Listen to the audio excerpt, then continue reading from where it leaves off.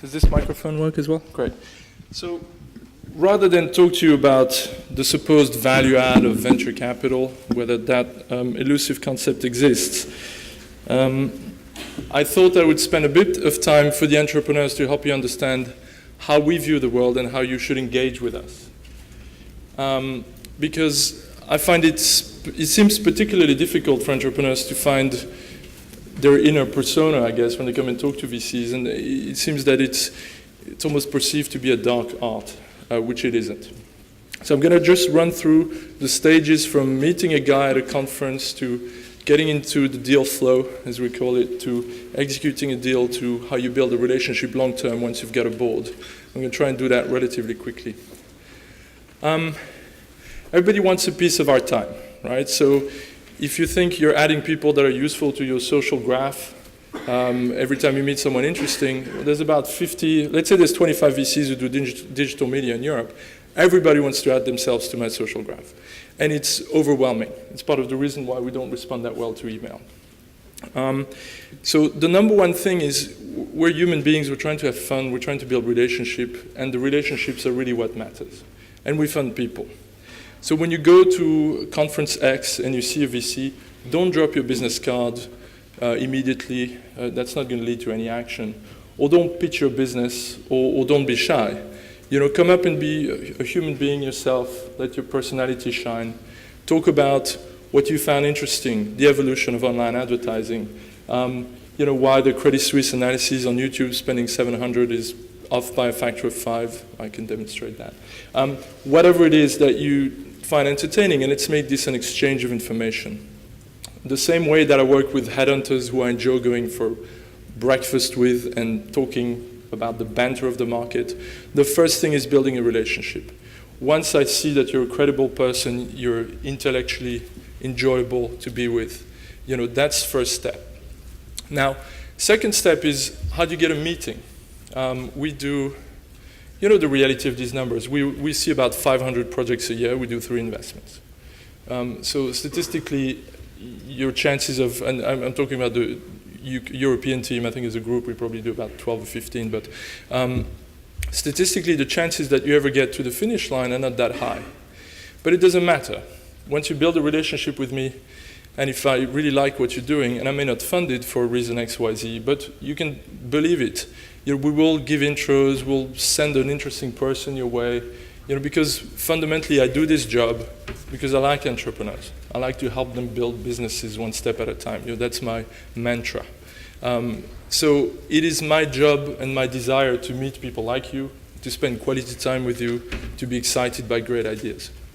So the shyness that I see very often in people is misplaced. I want your business. The question is how to get in there in a smart way.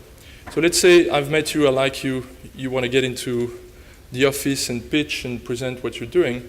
The realistic view as to how we run what we call the pipeline is the following. Priority number 1 is my family. Priority number 2 is my partners within the fund. Priority number 3 is my existing portfolio companies. Priority number 4, it may be my personal brand and how we drive sales forward. And priority number 5 is managing my deal flow.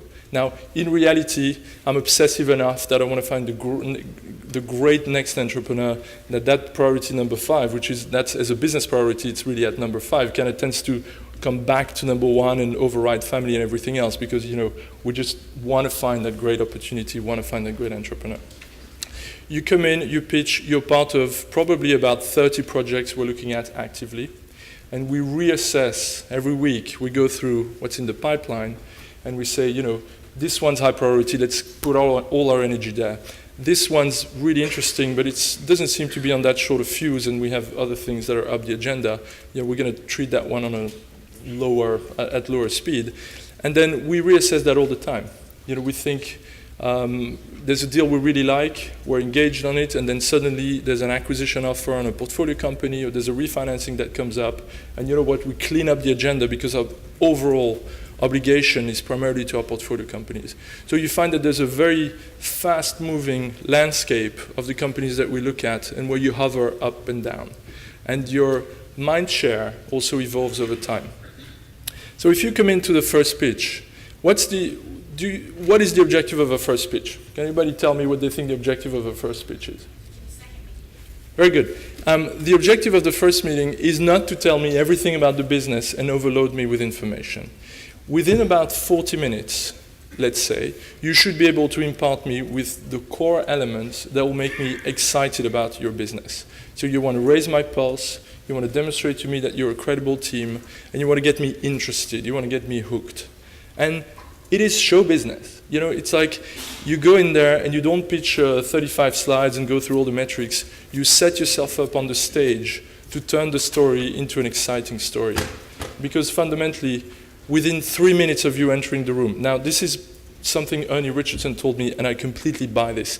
Within 3 minutes of someone entering the room, you know if you like them, in other words, whether you want to fund them. Within 5 minutes, or 8 minutes, or 10 minutes, depending on how good the early part of the pitch is, you kind of know whether you want to fund the business, right? It's that quick. In other words, it's like faith. It's like falling in love with an opportunity, and then we rationalize ourselves back down. So in other words, I will have this urge to give you money. And then if I'm a good VC, I will rationalize myself back down. I will say, is this disruptive enough? Is it defensible? Is this an A-plus team?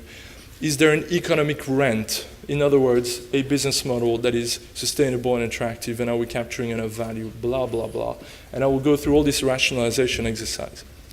Partly because it's good discipline, partly because I know I'm going to have to go and sell it to my colleague who does wireless semiconductor and my other colleague who does, water purification or the energy-driven opportunity. And that's not exactly a walk in the park, right? So I want to make sure I get the best possible tools. So when you come in, you've done your first pitch. After day 2, I remember 70%. After day 5, I remember 10%. And that's cognitive. There's not much you can do about that. It's called pitch decay. So again, what you want to think about is what I'm going to do. If I meet you on the Tuesday, I'm probably going to talk about it to my partnership the next Monday.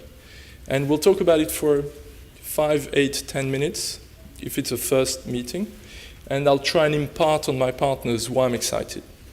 So basically, all I need from you in a way is, the 4 or 5 or 6 bullet points that say, this is a great opportunity. And they're not large market, 13 billion, blah, blah, blah. That's not what it's about. What it's about is Michael Jackson goes on sale, taking the case of Seatwave, and in the Michael Jackson on sale, Seatwave took secondary tickets and sold about £3 million worth of tickets on the site within 4 days. Now, that I remember. I need these 4 or 5 talking points that are going to help me. They won't decay because they're remarkable, and they'll help me, keep the mind share up within my partnership. The next thing that European entrepreneurs are very bad at is follow-up. An email 2 weeks later, sometimes nothing at all, and it is a sales job. And I don't mean by that you can force people to do things they don't like, but you have to keep yourself up in the mind share level of the VC. And so it's like, hey, let's do a quick call. What are your core questions? You call 2 questions, and I'll probably shoot them back in a mail. You can reply back to me, and you can call me up, and we can set up a 15-minute call. Doesn't need to be long. And you'll say, you have concerns about scalability. Let me tell you why it's scalable. We just addressed a micro point like that. It's not a big follow-up meeting. It's not a big hoo-ha with the whole partnership. It's something that helps me gradually get more comfortable with the startup that you're pushing forward and the business that you're building. So it is a sales job in that sense, and it's a delicate sales job about keeping that mind share up. I make it sound a bit worse than it is, but then we go into, okay, now we're really interested, now we're coming after you, now, at some point the tables turn, and you start to feel that we're hungry, we're hooked, we want your business. And then it's really about being flawless in managing a process. So we're going to go through a partnership presentation. It's our only formal step. But what we'll want from you is probably, I'm going to start shooting back questions that are more detailed. What's plan B? What if you don't make it in Germany? How do you adjust the business up or down? Blah, blah, blah.